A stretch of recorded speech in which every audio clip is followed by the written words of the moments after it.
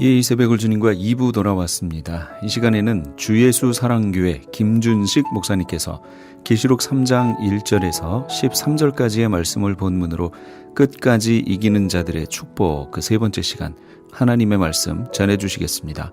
많은 은혜 되시기 바랍니다.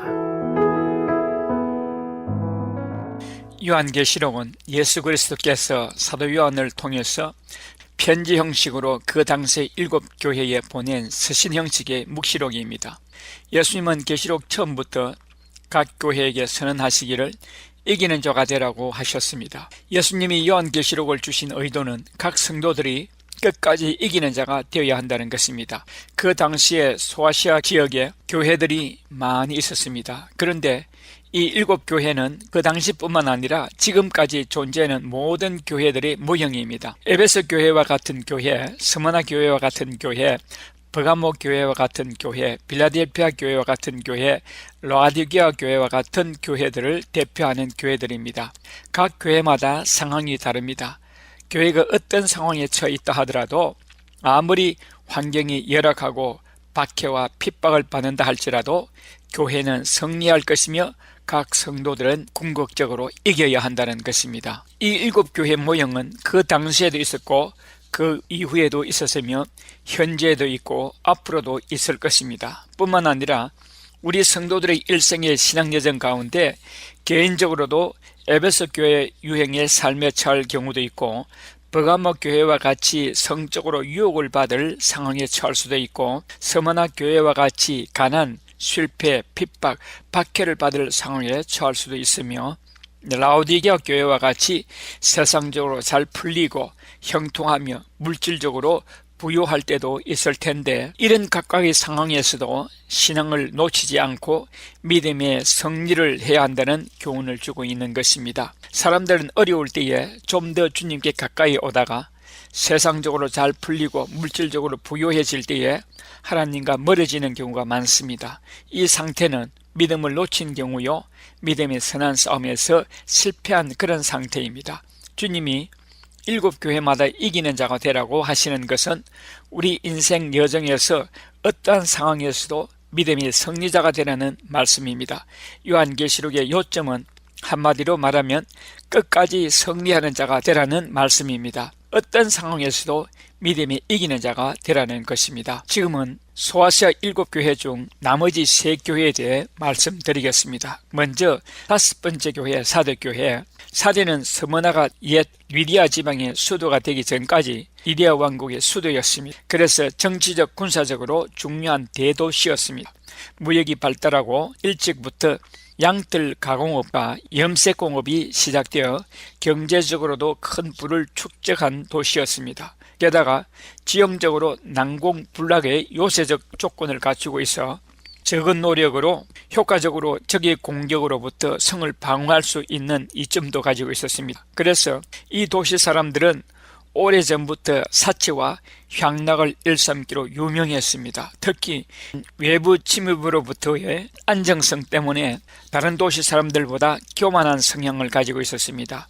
이런 사대 도시의 풍조는 사대 교회의 교인들에게도 영향을 미쳐 그들로 하여금 명목상의 신자가 되도록 했습니다. 한마디로 사대 교회의 교인들은 경건의 모양만 갖추고 있었을 뿐 경건의 능력은 가지고 있지 않은 사실상 죽어있는 신앙의 소유자들이었습니다. 계시록 3장 1절에서 주님은 사대교회를 향하여 너는 살았다 하는 이름은 가졌으나 죽은 자로다고 했습니다. 주님은 사대교회의 소수의 성도들에게만 칭찬을 하셨고 전체 교인들에게는 이름만 교인이라고 하지 실제로는 영적으로 죽었다고 말씀하십니다. 외형상으로는 교회 건물을 세우고 형식상 예배는 드리나 실제로는 생명을 가지고 있지 않았습니다. 그래서 주님은 사대교회에 건면하십니다. 계시록 3장 2절에서 너는 일깨어 그 남은 바 죽게 된 것을 굳건하게 하라. 내 하나님 앞에 너 행위의 온전한 것을 찾지 못하였노니 했습니다. 이 말씀의 의미는 죽어 있거나 잠자는 자들의 영혼을 깨워 죽은 행실을 다시 살리되 주님이 다시 오실 때까지 계속 행하여야 한다는 것입니다. 실상은 죽었으나 그중 죽지 않은 자 몇이 남아 있으니 그 남은 자들마저 죽지 않도록 지켜 보존하라는 것입니다. 그래서 주님은 신앙의 불씨가 완전히 꺼지기 전에 남은 신앙의 불씨를 살려 참되고 온전한 신앙의 모습을 이루라고 권면하십니다. 동시에 끝까지 죽은 것과 같은 모습을 하고 있으면 돌연히 임할 심판을 피할 수 없을 것이라 경고하십니다. 계시록 3장 3절에서 그러므로 너가 어떻게 받았으며 어떻게 들었는지 생각하고 지켜 회개하라. 만일 일깨지 아니하면 내가 도둑같이 이르리니 어느 때에 너에게 이르는지 너가 알지 못하리라 했습니다. 주님은 사대교회를 향하여 회개하여 신앙을 회복하지 않으면 도둑같이 이룰 것이라 했습니다. 이 말씀을 통해서 볼 때에 주님께서 요한계시록을 주시는 대상이 그 당시 7교회뿐만 아니라 그때로부터 오고 오는 모든 교회들과 오늘날의 교회를 두고 말씀하시는 것을 알 수 있습니다. 사대교회는 라오디게아 교회와 함께 꾸중만 됐고 칭찬을 받지 못한 교회였으나 그 가운데도 아주 소수의 의인이 있었다고 본문은 밝혀주고 있습니다. 이들을 두고 본문은 남은 자라고 말씀하십니다. 이 남은 자가 끝까지 이긴 자들입니다. 하느님은 신구약 성경 전체를 통해서 남은 자를 통해서 인류 구속의 역사를 전개하셨습니다. 노아 홍수 때에는 노아의 8식구가 남은 자들이었습니다. 창세기 12장에서는 아브라함이 남은 자였습니다. 온 세상에 흉년이 들었을 때에 애굽으로 이민 간 야곱의 70인 식구가 남은 자들이었습니다. 북국 이스라엘의 아합 왕 시대에 바알에게 무릎을 꿇지 않은 7,000명이 남은 자였습니다. 사대교회는 온 교회가 영적으로 죽은 자들이었으나 소수의 남은 자들이 있었습니다. 계시록 3장 4절에서 그러나 사대에 그 옷을 더럽히지 아니한 자 몇 명이 내게 있어 흰옷을 입고 나와 함께 다니리니 그들은 합당한 자인 영구라 했습니다. 이처럼 신앙을 지키되 끝까지 지키는 자가 끝까지 이기는 자요 남은 자들입니다. 이 이긴 자들에게 예수님은 약속하시기를 계시록 3장 5절에서 이기는 자는 이와 같이 흰옷을 입을 것이요 내가 그 이름을 생명책에서 결코 지우지 아니하고 그 이름을 내 아버지 앞과 그의 천사들 앞에서 시인하리라 했습니다. 이기는 자에게 주시는 3가지 약속은 첫째로 흰옷을 입을 것이요 그 이름을 생명책에 지우지 않을 것이요 그 이름을 아버지 앞과 천사들 앞에서 공표하고 자랑할 것이라 했습니다. 이 흰옷은 계시록 19장 8절에서 하나님의 보호자 앞에서 입을 어린 양의 혼인잔치 때에 아버지 하나님께서 마련해 주신 빛나고 깨끗한 흰 세마포 옷입니다. 생명책은 계시록 20장 15절에서 누구든지 생명책에 그 이름이 기록되지 않은 자는 불못에 던지운다고 했는데 이긴 자는 생명책에 그 이름이 기록됩니다. 또 누가복음 9장 26절에 누구든지 나와 내 말을 부끄러워하면 인자도 자기는 주님 자신을 말합니다. 아버지와 거룩한 천사들의 영광으로 올 때에 그 사람을 부끄러워하리라 했는데 예수님은 이기는 자들에게는 아버지와 천사들 앞에서 그 이름을 자랑할 것이라 했습니다. 6번째 교회는 빌라델피아 교회입니다.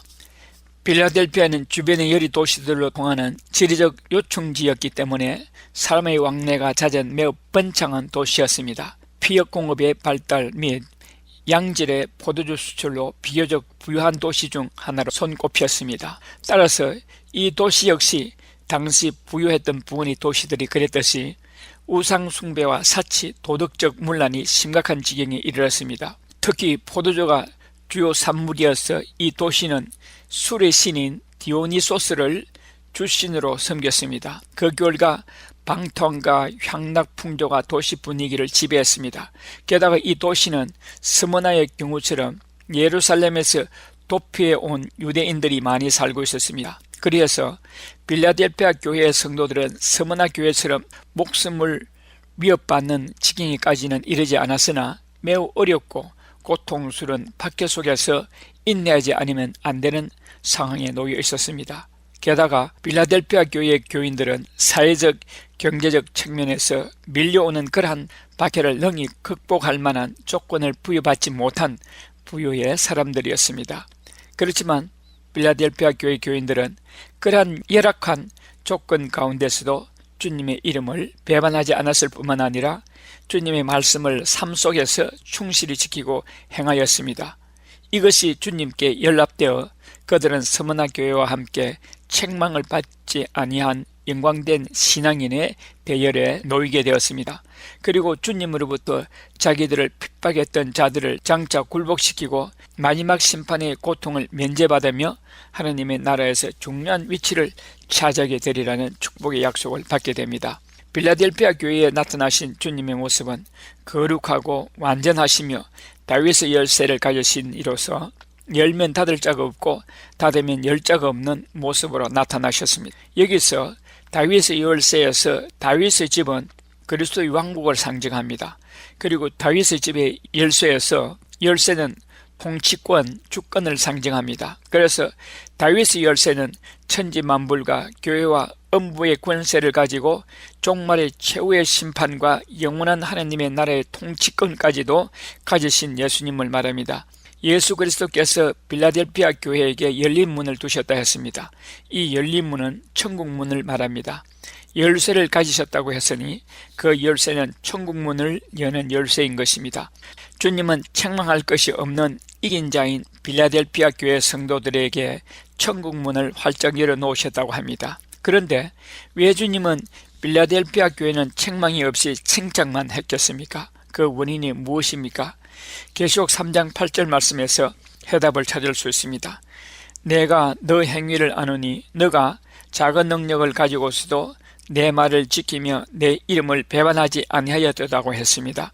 여기 작은 능력은 마태복음 25장 14절에서 30절의 달란트 비유에서와 같이 하나님께로부터 부여받은 재능이나 은사가 크지 않음을 의미합니다. 또한 세상적으로 볼 때에 신분이나 지위가 보잘것없으며 재산도 많지 않음을 의미합니다. 그런데 다방면에서 사회적 부를 축적하여 당시대에 그 어떤 부유한 도시 못지않게 부를 누리고 살던 빌라델피아 시민이었던 빌라델피아 교회 교인들은 왜 자기 사회의 부의 혜택을 누리지 못했겠습니까? 그 이유는 그들의 신앙 정절에서 찾아야 할 것입니다. 빌라델피아 교인들은 가난할 수밖에 없었습니다. 그래서 가난이 그들로 빌라델피아 사회의 하층민으로 살도록 했을 것입니다. 그럼에도 불구하고 빌라델피아 교인들은 진정으로 주님을 사랑했기에 끝까지 주님의 말씀을 지켰으며 세상 명예와 재물의 유혹과 권력에 의한 핍박에 굴하지 않고 신앙의 정절을 보존했던 것입니다. 우리는 여기서 자기가 몸담고 있는 사회의 빵부스러기를 얻어먹기 위해 신앙의 정조를 유보한 두아디라 교회 교인들, 계시록 2장 20절에 있습니다. 신앙의 정조를 버린 사대교회 교인들, 계시록 3장 1절에 있습니다. 큰 떼조를 이루는 것을 봅니다. 빌라델피아 교인들은 이 땅에서의 안락을 취하지 않고 예수님을 위하여 모든 것을 희생한 자들입니다. 빌라델피아 교인들은 황금 만능 시대를 살아가는 오늘날의 교인들에게 훌륭한 모범이 됩니다. 앞으로 7년 환란이 오게 되면 세상의 모든 교회의 교인들도 빌라델피아 교회 성도들과 마찬가지로 핍박, 박해, 궁핍을 당하게 될 것입니다. 그때를 위해서 예수님은 빌라델피아 교회를 택하시고 그 실상을 우리에게 보여주고 있는 것입니다. 계시록 3장 9절 말씀에서 보라 사탄의 회 곧 자칭 유대인이라 하나 그렇지 아니하고 거짓말하는 자들 중에서 몇을 내게 주어 그들로 와서 너 발 앞에 절하게 하고 내가 너를 사랑하는 줄을 알게 하리라는 말씀을 하시는데 여기 사탄의 회 곧 자칭 유대인이라고 한 것은 혈통상으로는 아브라함의 자손이며 하나님의 선민임을 자랑하면서 실상은 사탄의 종노릇 하여 하나님의 아들 예수 그리스도를 대적하고 그의 몸된 교회를 핍박하던 유대인들을 가리키는 것입니다. 예수님께 칭찬만 들은 스무나 교회는 핍박받는 교회였습니다. 그리고 빌라델피아 교회도 핍박받는 교회였습니다. 그런데 이 두 교회를 핍박하는 유대인들을 향하여 주님은 똑같은 말을 했습니다. 계시록 2장 9절에서 자칭 유대인이라 하는 자들의 비방도 알거니와 실상은 유대인이 아니요 사탄의 회라 했고 계시록 3장 9절에서도 사탄의 회 곧 자칭 유대인이라고 언급하고 있습니다. 이런 유대인들에게 핍박을 받고 있었다는 것입니다. 이렇게 핍박 핍박해봤던 유대인들 중에 몇몇이 내 발 앞에 절하게 하리라고 했는데 이 유대인들이 예수님을 믿게 될 것을 보여주고 있습니다. 그런데 유대인들이 핍박을 받은 것은 스무나 교회나 빌라델피아 교회나 마찬가지인데 주님은 스무나 교회에 대해서는 스무나 교회의 형제 몇 명을 사단에게 내어주 환난을 입게 하겠다고 말씀하셨고 빌라델피아 교회에 대해서는 교회를 핍박하는 유대인 몇 명을 교회 앞에 무릎을 하겠다고 하십니다. 아마도 이 차이는 스무나 교회는 신앙 연단이 더 필요했던 것 같습니다. 계시록 2장 10절에 스무나 교회 하신 말씀은 너는 장차 받을 고난을 두려워하지 말라. 볼지어다 마귀가 장차 너희 가운데서 몇 사람을 옥에 던져 시험을 받게 하려니 너희가 10일 동안 환난을 받으리라. 너가 죽도록 충성하라. 그리하면 내가 생명의 면류관을 너에게 주리라 했습니다. 장차 받을 고난을 두려워하지 말라 해서 스무나 교회는 아직 환난이 남아있음을 말씀하고 있습니다. 그런데 빌라델피아 교회는 계시록 3장 8절에서 볼지어다 내가 너 앞에 열린 문을 두었으되 능히 닫을 사람이 없으리라. 내가 너 행위를 아노니 너가 작은 능력을 가지고서도 내 말을 지키며 내 이름을 배반하지 아니하였더라는 말씀을 볼 때에 지극히 적은 것으로 큰 것을 남겼기에 더 이상의 연단이 필요 없다고 주님이 판단하신 것 같습니다. 빌라델피아 교회에서는 천국의 문이 열려 있고 8절에 시험의 때도 면제되었으며 11절에 면류관도 이미 준비되어졌다고 11절에서 말씀하십니다. 계시록 3장 10절 말씀에서 이 말씀은 세상 종말 때를 말씀하십니다. 이 말씀을 볼 때에 초대교회 7교회에 하신 말씀이 초대교회로부터 종말에 이르기까지 모든 교회에 하시는 말씀임을 증명하고 있습니다. 너가 나의 인내의 말씀을 지켰은즉 내가 또한 너를 지켜 시험의 때를 면하게 하려니 이는 장차 온 세상에 임하여 땅에 거하는 자들을 시험할 때라 했는데 빌라델피아 교회는 인내의 말씀을 지켰다는 말씀으로 환난 고통을 다 이긴 교회, 그러한 성도임을 알 수 있습니다. 계시록 3장 11절에서 아무나 면류관을 빼앗지 못하게 하라고 말씀하십니다. 이 빌라델피아 교회는 이미 면류관도 받았습니다. 면류관을 받기 위해 싸우는 것이 아니고 그 면류관을 빼앗기지 않기 위해 싸우라고 말씀하십니다. 우리 중에 어떤 사람은 면류관을 받았지만 죽는 그 순간까지 면류관을 빼앗기지 않으려고 힘써야 하겠습니다. 두아디라 교회나 사대 교회는 전 교회적으로 타락했는데 그 중에서 소수의 성도들은 신앙 정죄를 지켰다고 말씀하십니다. 그런데 빌라델피아 교회와 스무나 교회는 교회 전체적으로 그 성도들이 구원을 받습니다. 전체 교인들이 다 구원에 들어가게 되었습니다. 이런 교회가 되어야 하겠습니다. 이런 교회가 이긴 자들입니다. 그런데 라오디게아 교회는 교회가 전체적으로 구원을 받는 자가 없었습니다. 이런 말씀을 볼 때에 이 지상의 교회에 전 교인들이 다 구원을 받는 교회가 있을 것이며 또는 전 교회가 구원을 받지 못하는 교회도 있을 것이라는 것을 보여주고 있습니다. 주님은 이긴 자들인 빌라델피아 교회 성도들에게 주시는 상급이 많습니다. 먼저 11절에 면류관을 주셨고 둘째로는 하나님의 성전의 기둥이 되게 하겠다고 했습니다.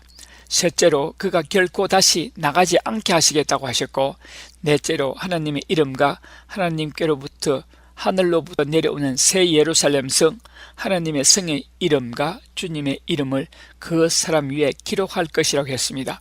계시록 3장 12절에서 이기는 자는 내가 하나님의 성전의 기둥이 되게 하리니 그가 결코 다시 나가지 아니하리라.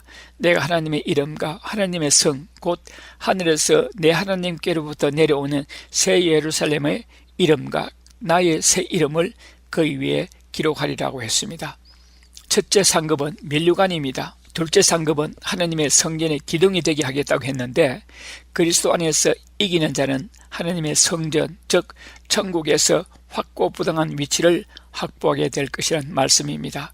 그리스도 안에서 누릴 영광이 클 것을 말씀하고 있습니다. 셋째로 결코 다시는 나가지 않으리라는 말씀은 성전의 기둥이 무너지면 성전이 무너질 것이므로 기둥이 된 자는 성전에서 나갈 수도 없고 나가서도 안 된다는 말씀입니다.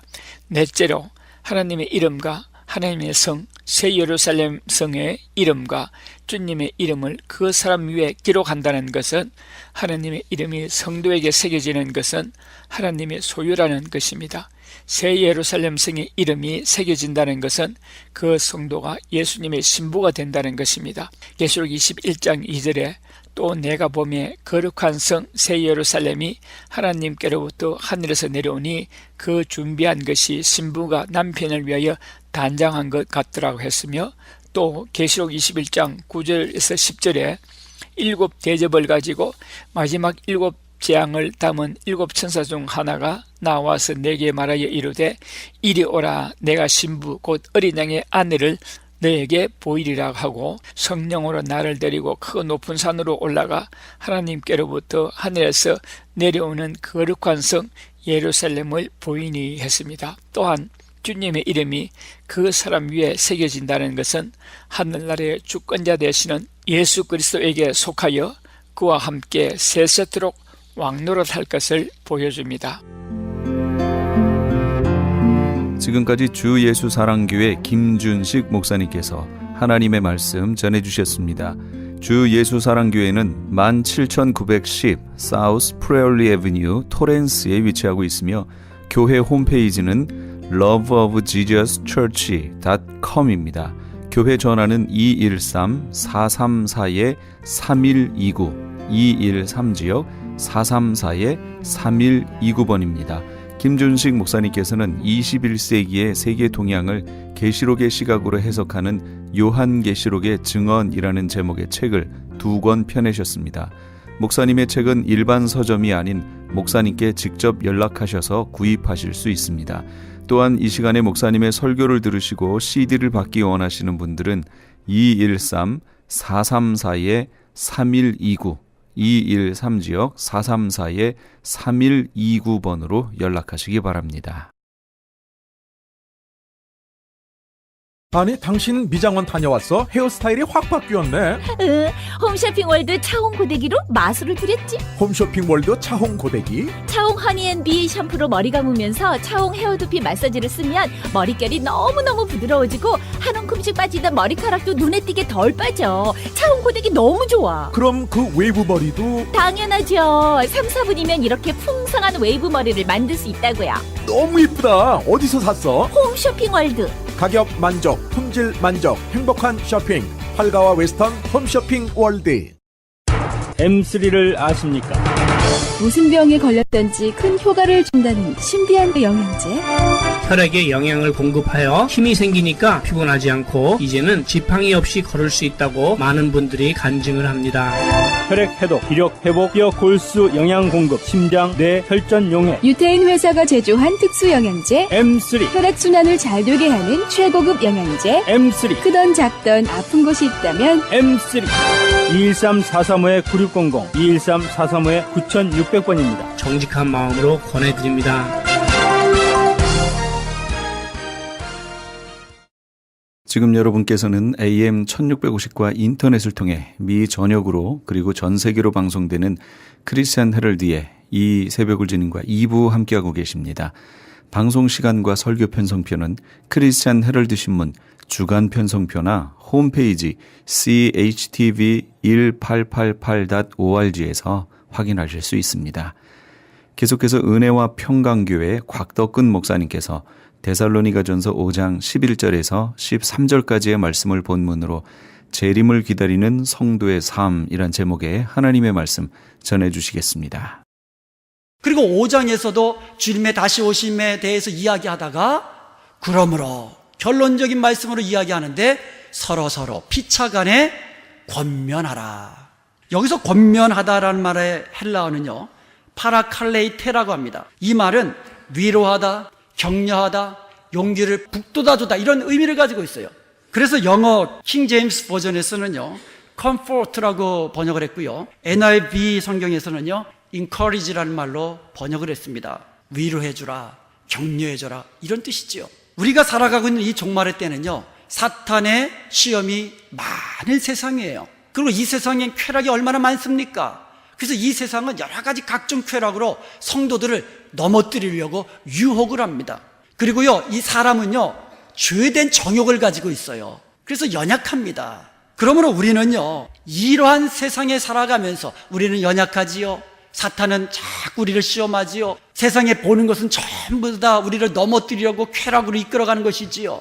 이러한 때에 살아가는 우리들은 서로서로 위로하고 격려해 나가야 된다는 말씀에, 그래야 이길 수 있다는 겁니다. 그래야 믿음을 지킬 수 있다는 말씀이에요.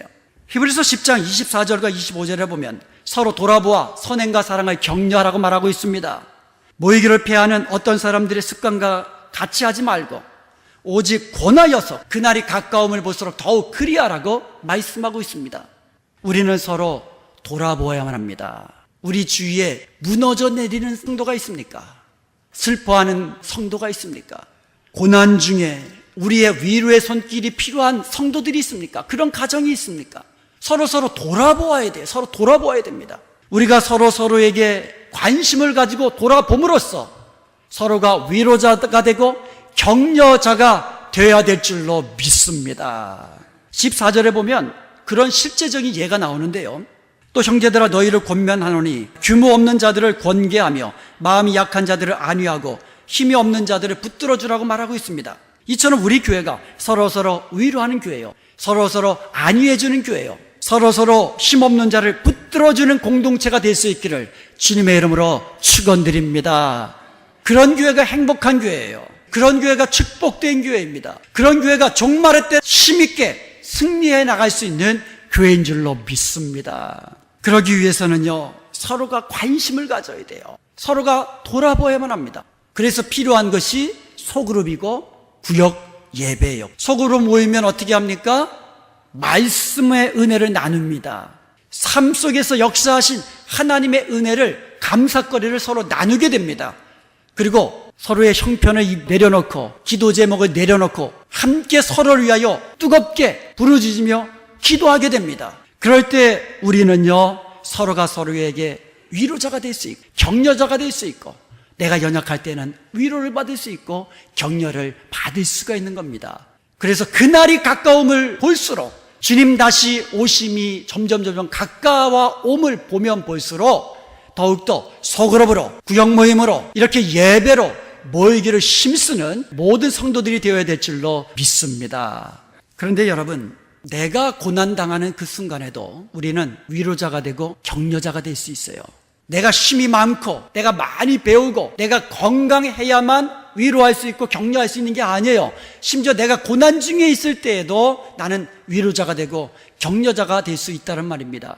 강한 바람이 불어옵니다. 가시나무 속에 백합화가 있습니다. 강한 바람에 백합화가 흔들리면서 가시에 찢겨 나갑니다. 그러면 백합화의 향기는 더 짙게 강하게 풍겨져 나오는 겁니다. 마찬가지로 우리 크리스천들은요, 하는 모든 일이 잘 될 때, 그때도 그리스도의 향기를 풍겨낼 수 있습니다. 그렇지만 고난 중에 있을 때, 환난 중에 있을 때, 슬픔 중에 있을 때에 믿음으로 이겨나가고 승리해 나가는 그 모습을 통하여 우리는 위로해 줄 수 있다는 말이에요. 그런 우리의 모습을 보고 다른 사람들이 용기를 얻고 힘을 얻고 격려를 받게 된다는 말씀이에요. 그럴 때 우리 그리스도인들은 더 짙은 그리스도의 아름다운 향기를 풍겨내는 줄로 믿습니다. 존 맥스웰이 쓴 모든 것을 변화시키는 격려라는 책에 이런 글이 있습니다. 미국의 워싱턴 DC에 가면 스미소니언이라는 박물관이 있습니다. 거기에는 에이브럼 링컨이 암살에 당하던 날 가지고 있던 개인 물품이 전시되었습니다. 링컨이라고 수놓은 손수건, 연필깎이, 칼, 안경집, $5짜리 지폐 등이 있었습니다. 그런데 특이하게도 낡은 신문 조각 하나가 거기에 있었습니다. 그 신문 기사의 첫 줄에는 다음과 같이 쓰여 있었습니다. 링컨은 모든 시대에 가장 위대한 정치가 중에 한 사람이다. 그 당시 링컨은 종종 비난과 협박을 받았고 비방을 당했습니다. 그래서 그는 신문 조각을 가지고 다니면서 누군가는 나 자신을 믿고 있다는 그와 같은 사실을 늘 기억하려고 했던 것입니다. 그러므로 이 링컨 대통령은요, 누군가로부터 늘 비방과 협박도 받았지만 누군가는 나를 믿어준다는 그 신문 기사 하나를 들고 위로를 받으며 격려를 받으며 힘있게 살았다는 것이에요. 초대교회 성도들은요, 모진 핍박을 받을 때에 서로가 서로에게 믿음에 굳게 서십시오, 믿음으로 인내하십시오 라고 서로 위로하면서 격려하면서 그 고난의 때를 믿음으로 이겨나가게 된 줄로 믿습니다. 그러므로 우리 말세를 살아가는 성도들 또한 주님의 재림의 날이 가까이 옴을 보면 볼수록 서로 돌아보면서 위로하면서 격려하면서 모이기를 힘써야 될 줄로 믿습니다. 그런 교회, 그런 성도 되기를 주님의 이름으로 축원드립니다. 11절에 보면은요, 또 서로 덕을 세우라고 말씀합니다. 세운다라는 말은 원래 집을 세운다, 건축한다 이런 뜻이에요. 고린도전서 3장 9절에 보면 너희는 하나님의 밭이요 하나님의 집이니라 말씀하고 있습니다. 교회는 하나님의 집이라는 거예요. 성도는요, 하나님의 집인 교회를 세워가는 사람들이라는 겁니다. 저와 여러분은 하나님의 집인 교회를 함께 세워나가는 사람들이에요. 근데 세울 때에 무엇으로 세웁니까? 덕으로서. 서로가 덕을 베풀면서 교회를 아름다운 우리 주님의 몸으로 건축해 나아가라고, 세워가라고 말씀하고 있는 겁니다. 강한 지체가 약한 지체의 짐을 대신 지어줍니다. 그렇게 함으로써 지체가 세워져 나가는 거예요. 몸이 건강해지는 겁니다. 마찬가지입니다. 우리가 교회 안에서도 영적으로 성숙한 성도가 영적으로 어린 성도들을 도와가면서 격려해가면서 기도해주면서 함께 주님의 교회를 세워 나가야 된다는 것이에요. 덕을 베풀어야 돼요. 베풀어야 주님의 몸된 교회가 튼튼하게 세워질 수 있는 겁니다. 제 이름이 좀 어려워요. 발음하기가. 전부 다 동그라미가 하나도 없어요. 이 이응이 있어야 부드럽거든요. 그런데 제 이름은 전부 다 기역 아니면 디귿 아니면 곽덕끝 아주 불편해요, 발음하기가. 그런데 이게 특이하다 보니까 사람들이 잘 안 잊어버려요. 그리고 주소록에 보면 전부 다 기역부터 시작하기 때문에 맨 앞에 있어요. 강씨 다음에 곽씨예요. 그래서 항상 전면에 있어갖고 제 이름은 제 신학교 다닐 때 친구들이요, 제 이름을 잘 기억합니다. 물론 얼굴도 잘생겼고 공부도 잘했기 때문에도 하지만 저희 아버님이요, 제 이름을 참 잘 지어주신 것 같아요. 참 감사합니다. 왜냐하면 이 덕이 덕덕자예요. 그리고 근이 근본본자입니다. 덕의 근원이라고. 그래서 저는요, 제 이름을 생각할 때마다 맨날 덕구나 할 때마다 나는 덕을 베푸며 살아야지. 그래서 덕을 베푸며 살려고 노력하고 있습니다. 그리고 이 덕자가요, 큰 덕자예요. 그리고 근자가 뿌리 근자입니다. 큰 뿌리예요, 제가. 근데 곽씨가요, 성곽이에요. 성으로 둘러싸여 있는 큰 뿌리다. 믿음 뿌리 내리고. 그래서 제가 웬만한 이 강한 바람에요, 물론 흔들리긴 하죠. 그렇지만 뿌리가 깊기 때문에, 튼튼하기 때문에 뿌리채 뽑히진 않습니다. 제가 믿음의 강단이 좀 있습니다. 그래서 여러분, 우리 이름에 걸맞게 살아야 돼요. 성경에 보면 우리를 성도라고 해요. 크리스찬이라고 불러줍니다. 성도, 크리스찬이라는 이 이름에 걸맞게 우리는 이 땅에서 믿음을 지키며 거룩하게 서로 거룩한 행실로 덕을 베푸면서 주님의 아름다운 모습을 본받아 가면서 살아가야 될 줄로 믿습니다. 데살로니가 교회가 그렇게 덕을 베풀면서 서로 권면하면서 위로하며 격려하며 교인들이 살았듯이 우리 은혜화평강교회 모든 성도들도 서로 위로하고 격려하면서 덕을 베풀면서 행복한 교회, 축복된 교회 만들어갈 수 있기를 주님의 이름으로 축원드립니다. 주님의 재림을 소망하면서 종말의 때를 살아가는 우리 성도들은 또한 어떻게 살아야 할까요? 오늘 성경에 보니까 교회에서 영적 지도자와 올바른 관계를 맺어야 한다고 말하고 있습니다. 카네기 연구소의 조사에 의하면 성공한 사람들을 통계적으로 보니까 85%가 좋은 인간관계를 맺고 사는 사람이라는 것을 알아냈습니다. 인간관계에 실패하면요, 성공적인 삶을 살 수가 없습니다. 개인적인 삶에 있어서도 인간관계가 이렇게 중요하다는 것이죠. 마찬가지로 교회 공동체도 마찬가지입니다. 축복된 공동체, 행복한 교회 공동체를 만들어 가기 위해서는요, 좋은 인간관계를 누리며 살아야 한다는 거예요. 그 중에 제일이 목회자와의 관계예요. 교회의 영적인 지도자와 좋은 인간관계를 맺으며 살 때에 교회 생활을 행복하고 축복된 생활을 할 수 있다는 것이에요. 한국교회의 한 기관에서 리서치를 했습니다.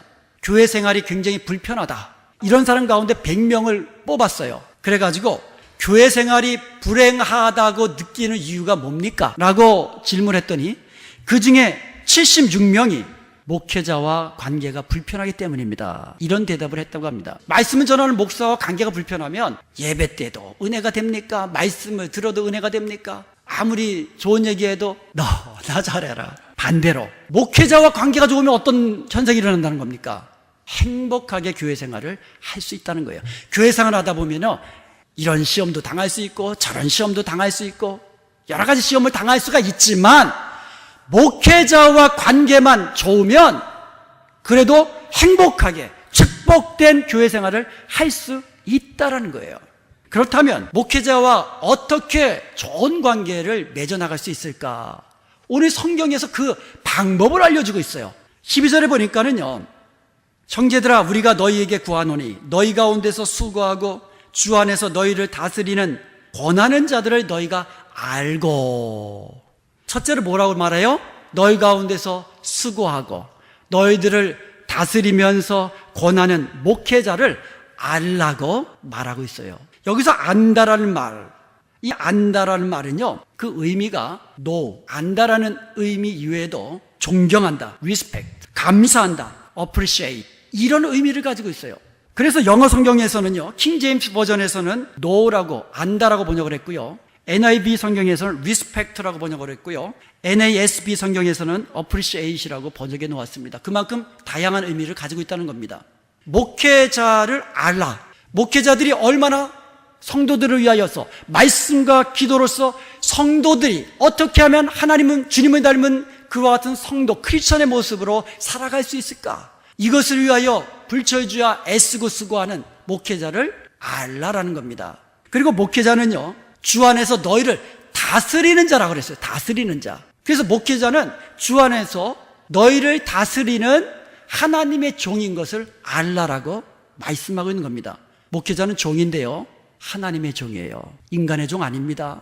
그런데 하나님께서 목회자를 종으로 삼으셨는데 성도들을 섬기라고, 말씀과 기도로 성도들을 섬기라고 세우신 종이에요. 그러니까 저는요, 여러분을 섬기는 자입니다. 여러분의 종은 아니에요. 종처럼 부리려고 하지 마세요. 하나님의 종입니다. 그런데 여러분을 섬기는데 말씀과 기도로 여러분을 섬기는 거예요. 그렇게 하라고 저는 하나님께 부름받은 종이라는 겁니다. 그것을 알라는 거예요. 그래서 교회를 다스리는 자라고 이야기하고 있어요. 리더입니다. 영적인 리더입니다. 그래서 여러 가지 의견이 막 분분할 때는 결국 한 사람이 결론을 내야 될 수밖에 없을 때는 기도하면서 결론을 내리는 리더인 목사의 말에 순종해야 된다는 거예요. 그런 교회가 축복된 교회고 은혜로운 교회라는 겁니다. 두 번째로 감사라고 했거든요. 안다라는 말은 감사하다는 뜻이거든요. 목회자의 수고와 섬김을 당연한 것으로 여겨서는 안 된다는 거죠. 감사할 줄 알아야 된다는 겁니다. 그래서 여러분, 저는요, 우리 성도님들이 봉사하시잖아요. 저는 그 봉사를 당연하게 여기지 않습니다. 그래서 항상 저는 뭐라고 합니까? 감사합니다. 수고하셨습니다. 제가 그렇게 얘기 안 합니까? 저도 여러분의 섬김과 헌신 당연한 것으로 보지 않습니다. 감사한 거예요. 마찬가지로 목회자의 수고와 눈물과 헌신을 당연한 것으로 보지 마시고 감사라는 말씀이에요. 그리고 또 뭐라고 합니까? 존경하라고 이야기를 하고 있습니다. 하나님의 말씀을 맡은 자로서 하나님의 말씀을 전해주는 목사의 그 가치를 알라는 겁니다. 그리고 존경하라는 겁니다. 분쟁 중에 있는 교회들은요, 성도들의 자기 담임 목사를 부르는 호칭을 보면 가보지 않아도 그 교회 분위기를 알 수 있어요. 우리 교회 목사님으로 부르지 않아요. 그런 교회 가면 이 목사, 저 목사 이렇게 불러요. 참고로 저는 무슨 목사예요? 따라해보세요. 우리 목사. 그래서요, 우리 성도님들이 다른 곳에서 우리 목사님 하는 그 호칭 하나만 봐도 다른 사람들이 우리 교회의 분위기, 영적인 상태를 알게 되는 거예요. 여러분, 우리가요, 신앙생활을 하면서 목회자와 관계가 좋으면 행복한 교회생활을 할 수 있다고 그랬는데, 그 두 번째 방법이 목회자를 가장 귀하게 여기라고 이야기하고 있어요. 제 말이 아니고요, 13절의 말씀입니다. 저의 역사로 말미암아 사랑 안에서 가장 귀히 여기라고 말씀하고 있어요. 가장 귀히 여기라. 감사하게도 우리 교회 성도님들은요, 제가 좀 부족해도 아주 귀하게 여겨주세요. 맞습니까? 그리고 제가 설교가 좀 부족해도 제 설교를 최고로 여겨주시는 분들이 많습니다. 맞습니까? 그래서 저는 감사해요. 그런데요, 목사가요, 말을 잘하고 목소리도 좋고 얼굴도 핸섬하고 이것을 얼짱이라고 이야기합니다. 몸매도 좋고 이것을 몸짱이라고 이야기합니다. 그렇기 때문에 가장 귀하게 여기라고 성경은 이야기하지 않습니다. 그의 하는 일 때문에, 그의 하는 사역 때문에 가장 귀하게 여기라고 말씀하고 있는 거예요. 제가 무슨 일을 합니까? 하나님의 말씀을 맡은 자잖아요. 그 말씀을 붙잡고 어떻게 하면 하나님의 말씀을 은혜스럽게 잘 전할 수 있을까? 하나님의 뜻을 잘 전할 수 있을까? 이것을 고민하며 기도하며 전해주는 그 일로 인해서 우리 성도들을, 그 여러분의 영혼을 마치 내가 주님 앞에 섰을 때에 내가 결산할 자인 것처럼 그렇게 애타게 기도하면서 눈물 뿌리는 그 목회자의 그 사역으로 인해서 가장 귀하게 여기라는 말씀이에요. 저는 설교 준비가 아주 늦게 끝나요. 언제까지 준비하느냐 하면요, 설교하기 직전까지 설교를 준비합니다. 이 말이 뭐냐 하면 고치고 또 고치고 읽어보고 기도하고 그래도 마음에 안 들면 다시 하고 밤새도록 새벽같이 하고 그래도 마음에 안 드는 부분이 있으면 제 방에서 또 고쳐서 나옵니다. 왜요? 가장 은혜스럽고 최고의 설교를 여러분에게 드리고 싶어서 그렇게 하는 겁니다. 그런 것으로 인해서 가장 귀하게 여기라는 말이에요. 그리고 또 사랑 안에서 가장 귀하게 여기라 그랬어요. 여러분, 가까이서 저를 보다 보면 좀 부족한 면이 보이면 어떻게 하라는 겁니다. 사랑으로 품어주고 이해해주고 기도해주고 더 기도해주고, 그래서 제가 좀 부족하고 연약한 모습이 보이면 더 기도해줘라는 하나님의 음성으로 알고 더 기도해 주시기 바랍니다. 그렇게 가장 귀하게 여기라고 말씀하고 있어요. 여러분의 자녀들에게 교육자들을, 목회자들을 가장 귀히 여기라고 가르치십시오. 세계에서 가장 부호였던 록펠러의 어머니가 평상시에 자녀들에게 가르쳤던 말이 있는데요, 그런데 그 어머니가 돌아가시면서 유언을 하는데 11절을 꼭 해라. 목회자를 가장 귀하게 여겨라. 예배 때는 언제나 앞자리에 앉아라. 다음 주부터 앞자리가 금자리 되는 거 아니에요 또? 우리가요, 자녀들에게 가르치셔야 돼요. 말씀을 전하는 자녀들의 영적인 리더들을 가장 귀하게 여기라. 가르치셔야 돼요. 그리고 너에게 있어서 가장 좋은 것으로 함께 나누라고. 슬플 때만, 아플 때만 함께 하는 것이 아니라 가장 기쁜 최고의 순간에도 가장 좋은 것으로도 함께 나누라고. 이게 성경이거든요. 가르치셔야만 합니다. 왜요? 여러분의 자녀들의 영혼을 위해서. 그래야 여러분의 자녀들도 신앙생활 잘하고 교회생활 행복하게 잘 할 수 있는 거 아닙니까? 요즘 우리의 2세들 얼마나 많은 아이들이 교회를 떠나는지 몰라요. 왜요? 교회 가면 맨날 치고받고 싸우고 욕하는 것만 보니까 보기 싫다는 겁니다. 그래서 떠나는 자녀들 너무너무 많아요. 너무너무 마음이 아픕니다. 여러분, 가장 귀한 것 많이 있지만 목회자를 가장 귀하게 여기라고 오늘 성경은 말씀하고 있습니다. 왜요? 나를 위해서. 그래야 내가 교회 생활을 행복하게 하고 내가 우리 교회를 축복된 교회로 만들고 그래야 말씀을 들을 때마다 내가 은혜를 받기 때문에 내 영혼이 살아날 수 있기 때문에 말씀을 전하는 목회자와 좋은 관계를 맺으라고, 가장 귀하게 여기라고 그렇게 말씀하고 있는 겁니다. 하나님은 여러분을 위해서 그렇게 말씀하는 겁니다. 예수님께서요, 마가복음 6장 1절 이하에 보면은요, 하루는 고향 땅으로 내려가셨어요. 제자들과 함께 갔는데요, 안식일이 되어서 회당에서 말씀을 가르치면서 또 능력, 권능을 많이 행하셨거든요. 그런데 그것을 듣고 본 많은 사람들이 저 사람 저거 목수의 아들 아냐? 하면서 비방했다고 그랬어요. 배척했다고 그랬습니다. 그때 예수님께서 뭐라고 말씀하셨냐면 선지자가 자기 고향과 자기 친척과 자기 집 위에서는 존경을 받지 못함이 없다고 말하고 있습니다. 다시 말하면 고향집 아니면 자기 친척집 아니면 어디서든지 존경받는다는 뜻이에요. 그러면서 하는 말이 거기서는 고향 땅 나사렛에서는 아무 권능도 행하실 수 없어 다만 소수의 병인에게 안수하여 고치실 뿐이었다라고 말하고 있습니다. 여러분, 아무 권능도 행하지 않으셨다라고 기록되어 있는데 He could not do anything이라고 그랬어요. Any miracles라고 했거든요. 예수님이 하지 않으셨다라는 의지가 아니고 하실 수 없었다라고 얘기하고 있어요. 권능으로. 이게 참 이상하지 않아요? 예수님과 같은 능력이 많으신 그분이, 창조주의 권능을 가진 분이 권능을 베푸지 않으신 것이 아니라 권능을 베푸실 수 없었다라고 기록하고 있어요. 왜 그렇습니까? 존경하지 않으니까. 예수님을 목수의 아들로, 가난한 목수의 아들로만 그냥 생각하고 존경하지 않으니까 그 말에 은혜로, 아무리 은혜로운 말을 해도 목수의 아들인데 참 잘하네, 이렇게 되는 거예요. 여러분, 핵심 단어가 존경이에요. 예수님을 존경하는 마음으로 바라보지 않으니까 아무리 은혜스러운 말도, 아무리 능력이 많은 것을 베풀어도 믿기는커녕 오히려 배척하게 되는 결과를 맺게 되었다는 겁니다.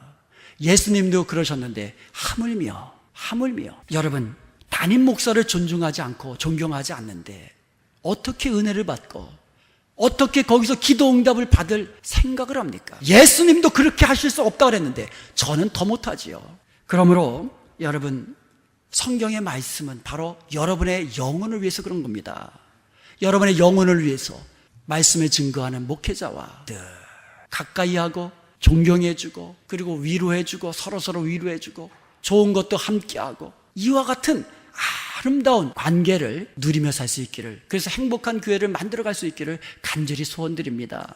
여러분, 중이 자기 머리를 못 깎는다 그러잖아요. 그래서 저는 오늘 제 머리를 깎았습니다. 저는 중이 아니기 때문에 깎았어요. 왜냐하면 하나님의 말씀이기 때문에. 우리 교회가 더욱 행복한 공동체, 축복된 공동체가 되어서 우리 주님 다시 오실 때에 우리 모두가 그 앞에서 서로가 자랑이 되고 서로가 면류관이 될 수 있기를 간절히 축원드립니다. 그러기 위해서 우리 서로 위로하고 격려하는 공동체가 되십시다. 서로서로 덕을 베풀어주는 그런 공동체가 되십시다. 관계 속에서 서로서로 좋은 관계 맺으면서 무엇보다도 목회자를 존중하고 옆에 있는 성도들을 존중해주는 그런 아름다운 교회 다 같이 만들어 감으로써 주님 다시 오시는 그날까지 믿음으로 승리하는 축복된 교회, 축복된 성도들이 다 되시기를 주님의 이름으로 축원드립니다.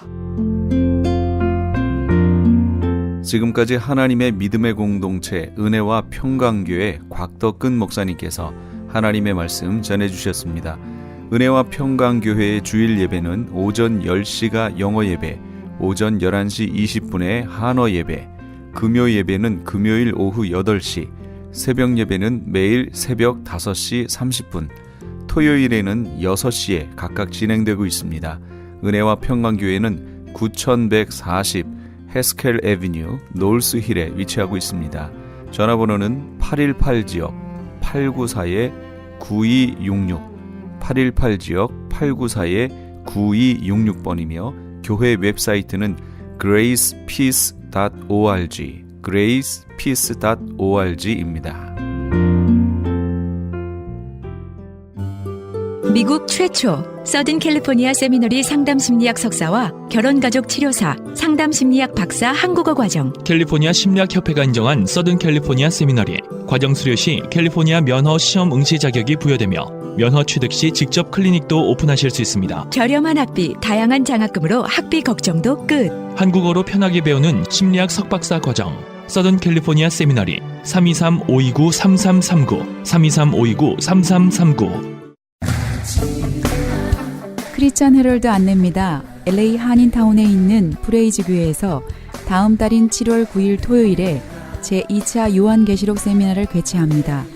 계시록 7교회를 시작으로 7년 대환란, 적그리스도는 누구인가, 휴거는 언제 일어나는가, 베리칩은 짐승표인가, 그리고 한 번 구원은 영원한 구원인가 등등 계시록의 핵심 키워드를 중심으로 피터 정 목사의 세미나가 진행됩니다. 세미나 참가비는 교재와 점심 식대비로 $10이며 목사님을 비롯한 사역자들은 참가비가 없습니다. 계시록의 말씀을 배우기 원하는 성도님들은 오는 7월 9일 토요일 오전 10시까지 2668 웨스트 피코 블러버드 LA 한인타운 피코와 캔모어에 있는 프레이즈 교회로 오시거나 전화 213-700-9833 213-700-9833번으로 문의하시기 바랍니다.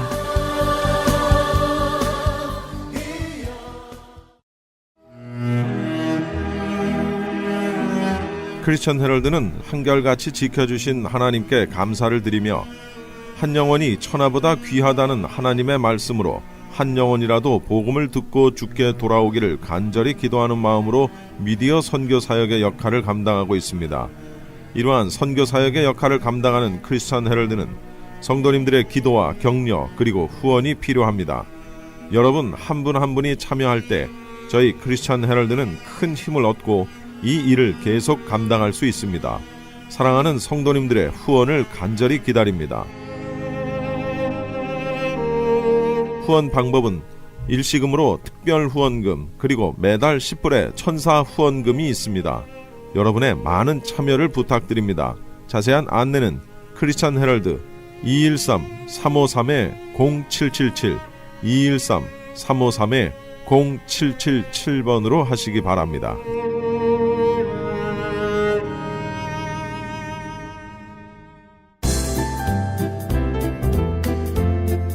건강 칼럼. 안녕하세요. 건강 칼럼 6번째 시간입니다.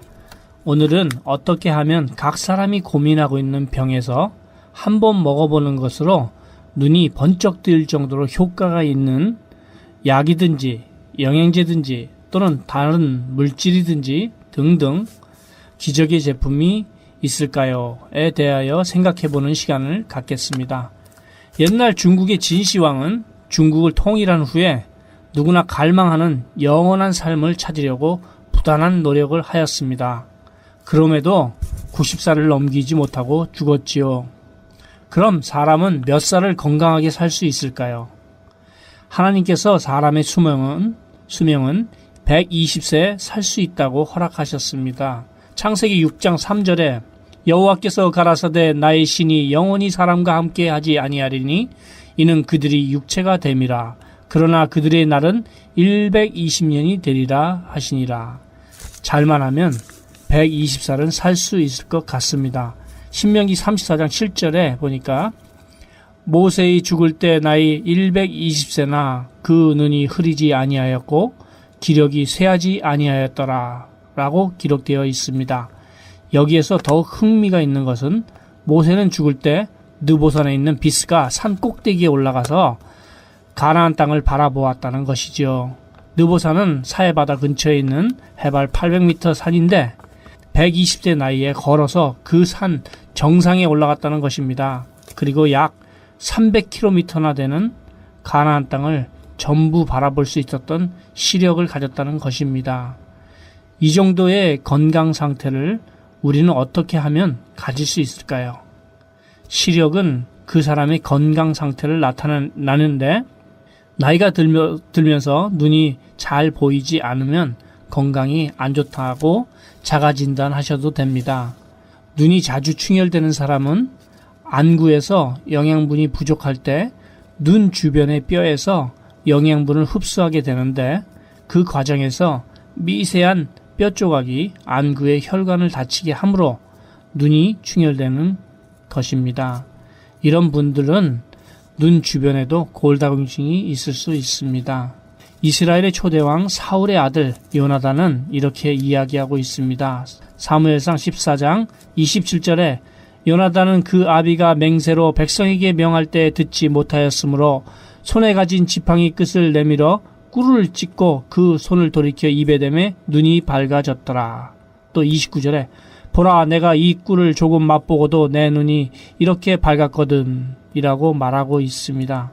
꿀에는 다량의 미네랄이 함유되어 있습니다. 그렇기 때문에 질 좋은 미네랄을 드시면 몸에 흡수를 되는 순간에 곧 반응이 옵니다.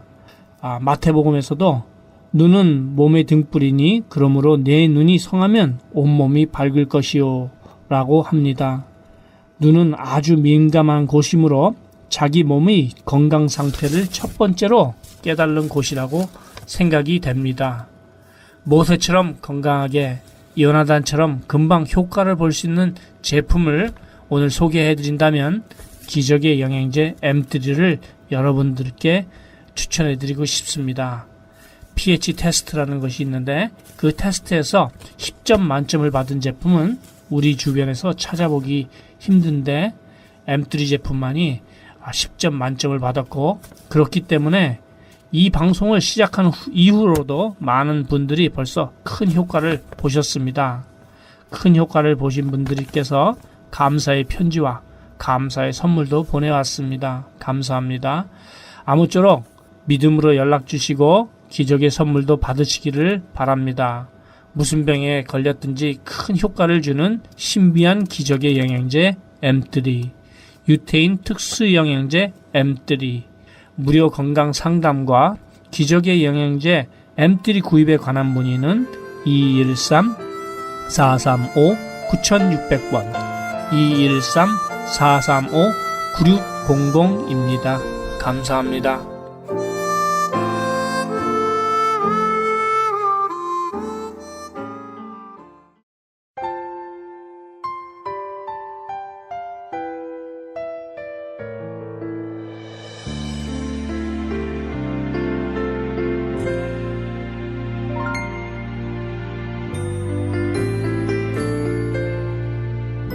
아드람 저스틴의 아들은 아버지가 버마에서 순교당하던 얘기를 할 때 자기 아버지가 일생 동안 주님을 위해서 하신 일보다 순교를 당함으로 주께 해드린 일이 더 크다라고 말을 합니다.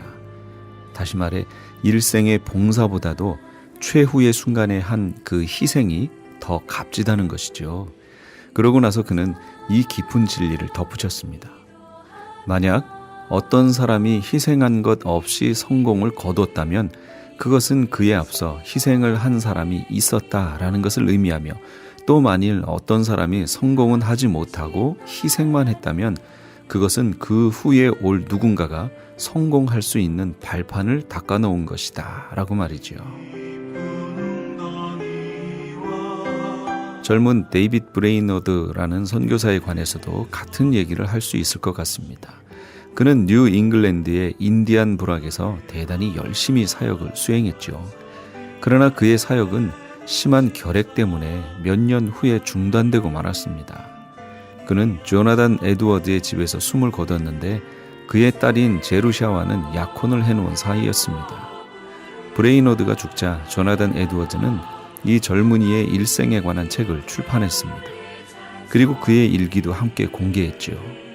그 책은 브레이너드의 인품과 헌신에 관해서 많은 것을 얘기했고 선교 사역을 위해서 많은 사람들에게 강력한 영향력을 행사해 왔습니다. 오늘에 이르기까지 말이죠. 그래서 한 역사학자는 이렇게 썼습니다.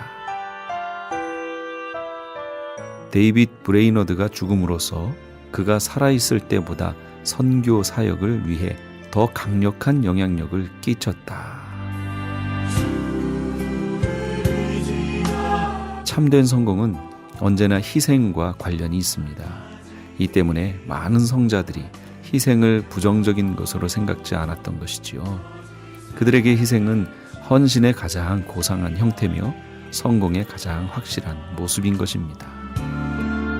나를 통해서는 어떤 희생의 모양이 나타나는가 한 번쯤 점검해 봄직하지요. 지금까지 크리스찬 헤럴드 방송에서 보내드린 이 새벽을 주님과의 정령철이었습니다. 복된 하루 되시기 바랍니다. 고맙습니다.